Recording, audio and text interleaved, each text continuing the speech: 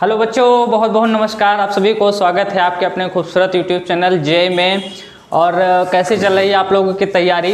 Board exam तो start हो चुके हैं आप लोगों के, हिंदी का पेपर भी हो गया है। मेरी आशा है कि आप लोग हिंदी में बहुत अच्छा पार्टिसिपेट किए होंगे, किसी का पेपर नहीं छूटा होगा। और भाई प्रैक्टिस के ऊपर डिपेंड था, कहा था कि अगर प्रैक्टिस करोगे तो पेपर नहीं छूटेगा, अगर पढ़ते पढ़ते भी प्रैक्टिस नहीं किया होगा तो पेपर छूट गया होगा। तो इससे पहले हम इलेक्ट्रोकेमिस्ट्री पढ़ रहे थे और इलेक्ट्रोकेमिस्ट्री में हमने डेनियल सेल के बारे में एक्सटर्नल स्ट्रक्चर डेनियल सेल का पढ़ लिया था, डेनियल सेल का एक्सटर्नल स्ट्रक्चर। आज हमको इंटरनल स्ट्रक्चर के बारे में पढ़ना है, सॉल्ट ब्रिज के बारे में। इलेक्ट्रोकेमिस्ट्री में सॉल्ट ब्रिज के बारे में पढ़ना है। तो देखो सॉल्ट ब्रिज के बारे में इंटरनल स्ट्रक्चर क्या क्या चीज़ें बात होती है इसमें। सबसे पहली बात देखो, सेल के बारे में उस दिन मैंने बता ही दिया था कि सेल क्या होता है, डेनियल सेल क्या होता है, इसका वर्क क्या होता है। आज देखो जब इंटरनल स्ट्रक्चर की बात आती है तो यहाँ पर देखो ये सॉल्ट ब्रिज बना हुआ है। बाहर जो इलेक्ट्रोड होते हैं वो एक्सटर्नली कनेक्टेड होते हैं और इंटरनली सेल किससे कनेक्टेड होता है? सॉल्ट ब्रिज से। एक्सटर्नली तो वायर से कनेक्टेड होता है, मैंने बताया था पढ़ाते टाइम, और इंटरनली कनेक्टेड होता है सॉल्ट ब्रिज से, बताया था। अब सॉल्ट ब्रिज के अंदर देखो ये जो एक पेस्ट भरा होता है उसको बोलते हैं पॉलीसैकेराइड पेस्ट बोलते हैं, जो सॉल्ट ब्रिज के अंदर फिल होता है। क्या बोलते हैं? पॉलीसैकेराइड पेस्ट बोलते हैं। अब पॉलीसैकेराइड पेस्ट के साथ साथ इनर्ट इलेक्ट्रोलाइट भी होते हैं। इनर्ट इलेक्ट्रॉन क्या होते हैं?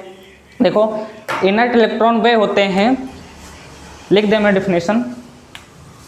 इनर्ट इलेक्ट्रॉन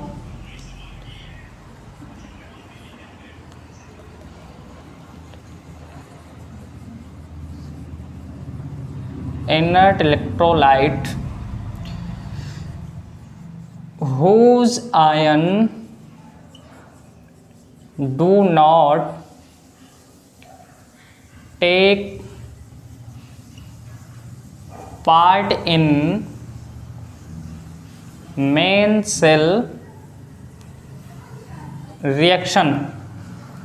वे रिएक्शन जो मेन सेल रिएक्शन के पार्ट नहीं होते हैं वो क्या होते हैं? इनर्ट इलेक्ट्रोलाइट होते हैं। ठीक, इनर्ट इलेक्ट्रोलाइट जैसे मैंने बताया था कि Zn2+ किस में कन्वर्ट होता है? Zn में, जिंक में, और 2+ आयन में। Cu2+ किस में होता है?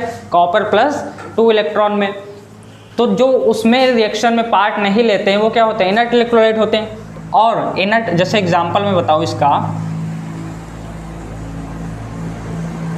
KNO3 potassium nitrate. अच्छा, हम पोटेशियम नाइट्रेट ही क्यों लेते हैं? यही क्यों लेते हैं? इसका ये भी रीज़न है, ionic mobility.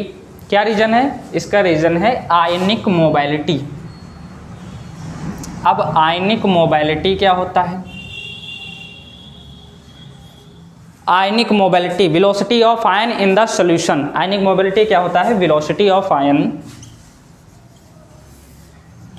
Velocity of ion in the solution. मतलब किसी भी सॉल्यूशन में जो कैटायन की वेलोसिटी होती है वो इक्वल होती है किसके? एनायन के। मतलब ionic mobility velocity of cation is equal to ionic velocity of anion. Velocity of cation is equal to velocity of an. इतनी बात याद रहेगी, ठीक, इतनी बात याद रहेगी। अब देखो, अब इसमें बात आती है KCl की, कि क्या हम KCl का यूज इसमें कर सकते हैं? कर सकते हैं। KCl का यूज हम डेनियल सेल में कर सकते हैं, लेकिन कब? जब उसके जो इलेक्ट्रोड होते हैं ये सिल्वर, मरकरी, थैलियम इसके ना दिए हो तो। अगर सिल्वर और मरकरी या थैलियम के इलेक्ट्रोड दिए हैं और हमने सॉल्ट ब्रिज में KCl का यूज़ कर लिया है तो ये रिएक्ट कर लेगा। इलेक्ट्रोड जो है वो KCl से जैसे रिएक्ट करेगा, रिएक्ट करने के बाद ये प्रेसिपिटेट बना देगा। प्रेसिपिटेट बनाने से क्या होगा? रिएक्शन हो जाएगी। जैसे AgCl रिएक्शन कर लेगा। तो जहाँ पर मरकरी, थैलियम और लेड इन सबकी इलेक्ट्रोड हो जाएगी तो वहाँ पर हम KCl का यूज डेनियल सेल में नहीं कर सकते हैं। इतनी बात समझ में आई? तो कहाँ पर KCl का यूज़ करना है, कहाँ पर KCl का यूज़ नहीं करना है, इतनी बात समझ में आ गई। जहाँ पर electrode thallium, lead, mercury, silver, अगर इलेक्ट्रोड इसकी है तो KCl का यूज़ नहीं करना है। इतनी बात समझ में आ गई। अब इसका फटाफट स्क्रीनशॉट ले लो, फिर आगे चलते हैं। ले लो,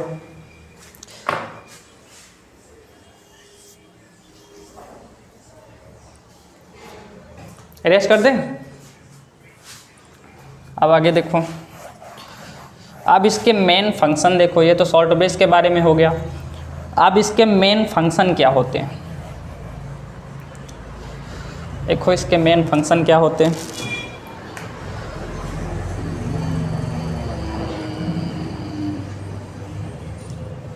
मेन फंक्शन पहला,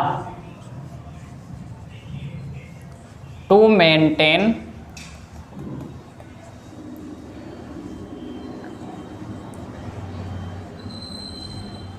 इलेक्ट्रिकल न्यूट्रलिटी। पहला फंक्शन क्या है, टू मेंटेन इलेक्ट्रिकल न्यूट्रलिटी। अब देखो इलेक्ट्रिकल न्यूट्रलिटी को मेंटेन कैसे किया जाता है। मैंने बताया था यहाँ पर देखो Zn का सोल्यूशन है, जिंक का सोल्यूशन है, इधर किसका है, कॉपर 2+ का सोल्यूशन है, और इधर जिंक का इलेक्ट्रोड है और इधर कॉपर का इलेक्ट्रोड है। डेनियल सेल पढ़ाते समय मैंने बोला था कि जो जिंक होता है वो सोर्स ऑफ इलेक्ट्रॉन होता है, यहाँ से इलेक्ट्रॉन प्रोड्यूस होते हैं। तो जहाँ से इलेक्ट्रॉन प्रोड्यूस होते हैं, जिंक किस में कन्वर्ट होता है, Zn2+ में कन्वर्ट होता है, और कॉपर 2+ किस में कन्वर्ट होता है, कॉपर बनाता है। इतनी बात समझ में आई। अब देखो यहाँ पर जब zinc source of electron, zinc इधर से जाएगा तो जिंक जो होगा, जिंक का सोल्यूशन वो कम होता जाएगा, और जो Zn2+ होगा वो बढ़ता जाएगा। मतलब एक तरफ Zn2+ बढ़ता जाएगा, किस विलेन के अकॉर्डिंग, SO4 विलेन के अकॉर्डिंग। एक तरफ कैटायन बढ़ेगा तो एनायन में कमी आएगी। दूसरी तरफ अगर हम कॉपर की बात करें, कॉपर की बात करें तो कॉपर क्या होगा, कम होगा, किसके अकॉर्डिंग, SO4 के अकॉर्डिंग। तो ये माइनस हो जाएगा, ये प्लस हो जाएगा। मतलब जिंक पे कैटायन बढ़ेगा और कॉपर पे एनायन बढ़ेगा। तो यहाँ पर अगर हम KCl ले लें या KNO3 ले लें, KNO3 ले लें यहाँ पर, तो एक तरफ जिंक पे K+ हो जाएगा और NO3 माइनस हो जाएगा। तो जिंक पे K+ बढ़ेगा और कॉपर पे NO3 माइनस बढ़ेगा। तो फ्लो किसका किधर से होगा, ये भी क्वेश्चन बन सकता है। नेगेटिव आयन का फ्लो किधर होगा, पॉजिटिव आयन की तरफ, और पॉजिटिव आयन का फ्लो नेगेटिव आयन की तरफ। तो जिससे इलेक्ट्रिकल न्यूट्रलिटी क्या होगी, मेंटेन होगी। तो ये बात समझ में आई, टू मेंटेन इलेक्ट्रिकल न्यूट्रलिटी। इतनी बात। आप देखो नेक्स्ट पॉइंट, ये रेस करे दे रहे हैं।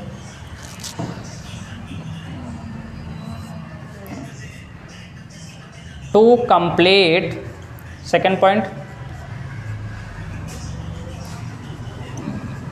Inner circuit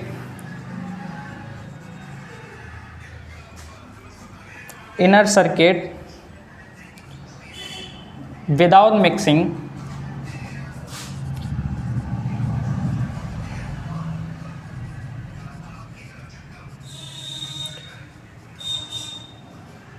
mixing of the two solution।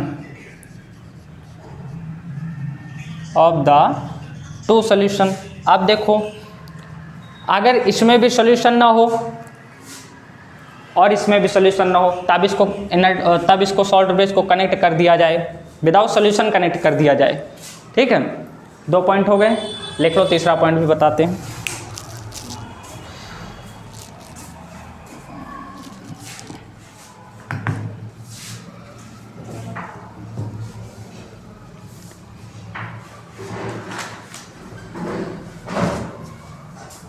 हो गया, इरेज कर दें।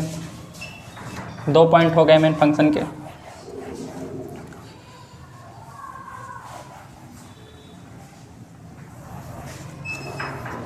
थर्ड पॉइंट देखो,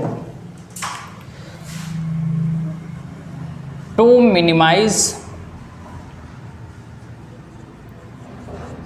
लिक्विड जंक्शन पोटेंशियल,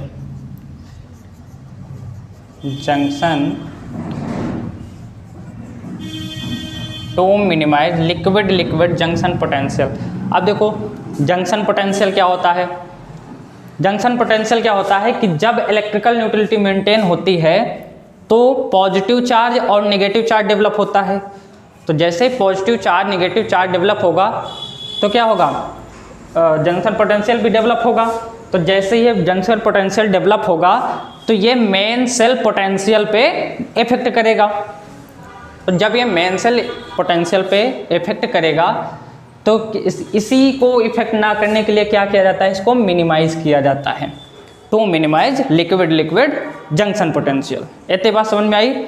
मतलब इलेक्ट्रिकल न्यूट्रलिटी को मेंटेन रखने के लिए सब किया जाता है ताकि दोनों तरफ जो कैटायन और एनायन हो वो इक्वल हो। एनायन का फ्लो कैटायन से, कैटायन का फ्लो एनायन की तरफ, ताकि न्यूट्रलिटी मेंटेन रहे। आ गई बात समझ में? अब आ गई हो तो इसका भी स्क्रीनशॉट ले लो। तो चलते हैं क्वेश्चन पे। और ये जो क्वेश्चन है ये बोर्ड एग्जाम के लिए भी इंपॉर्टेंट है। ए नॉट सेल गिव्स एनर्जी हो गई, नॉट सेल, ठीक है, नेक्स्ट इक्वेशन हो गया, सब इसी चैप्टर में हमको पढ़ना है। तो ये इतनी बात समझ में आई। जैसे फिर से अगर हम इसका रिवीजन करा दें एक बार, तो जैसे इसमें सॉल्ट ब्रिज जो है, सॉल्ट ब्रिज में पॉलीसैकेराइड का पेस्ट होता है, पेस्ट ऑफ पॉलीसैकेराइड। पॉलीसैकेराइड के साथ साथ इनर्ट इलेक्ट्रोलाइट भी होते हैं। अब इनर्ट इलेक्ट्रॉन क्या होते हैं, whose ion do not take part in main cell reaction, whose ion do not take part in main cell reaction are called inert electrolyte. For example KNNO3, potassium nitrate, NH4OH, ठीक है, ये सब example हैं। अब इन्हीं को हम क्यों लेते हैं, इनका रीजन क्या है, इनका रीजन है आयनिंग मोबिलिटी। आयनिंग मोबिलिटी क्या होती है, आयनिंग मोबिलिटी होती है velocity of ion in the solution, मतलब कैटायन की velocity is equal to anion की वेलोसिटी। इतनी बात समझ में आई। अब देखो जब इतनी बात हम समझ गए हैं तो अब इसके मेन फंक्शन क्या है। मेन फंक्शन जैसा कि मैंने पहले बताया, मेन फंक्शन क्या है, टू मेंटेन इलेक्ट्रिकल न्यूट्रलिटी, मतलब इलेक्ट्रिकल न्यूट्रलिटी को मेंटेन करना, सबसे पहला फंक्शन। दूसरा to complete inert to complete without mixing of solution of the two solution, to complete without mixing of the two solution. तीसरा क्या है, to minimise liquid junction potential. ये तीनों क्या है, इसके मेन फंक्शन है। इतनी बात समझ में आ गई। अब चलते हैं, एक छोटा सा क्वेश्चन है उस पे चलते हैं।